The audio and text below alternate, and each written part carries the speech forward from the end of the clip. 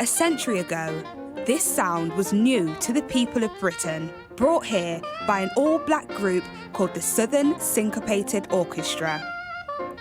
Founded in the US, it would eventually recruit musicians from Africa and the Caribbean, and just after the First World War, they embarked on a tour of Britain.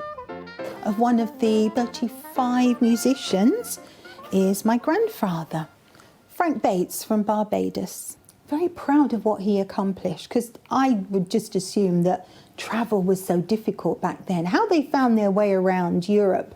And originally, when they were coming from New York, it was for a 3-year tour. That, to me, is impressive. The bravery of them, and then the assumption that they're going to be so well received, and well received they were. Multiple standing ovations at each performance.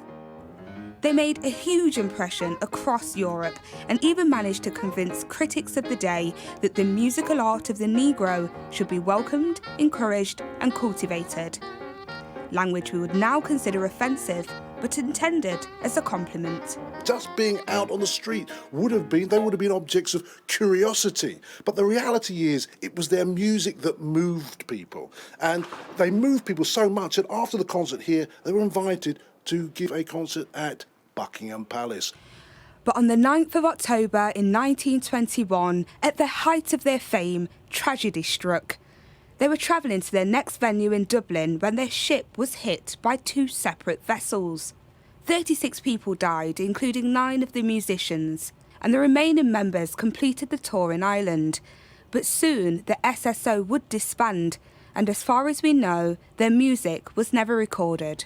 But it did exist, we know about it. We can use our imaginations to reform and to be inspired by that story.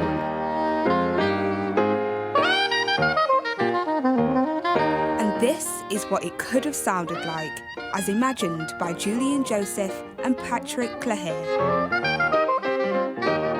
There were abilities way beyond the expectations of what black people were thought to be able to do. This was spreading the gospel of what intellectual black entertainment was.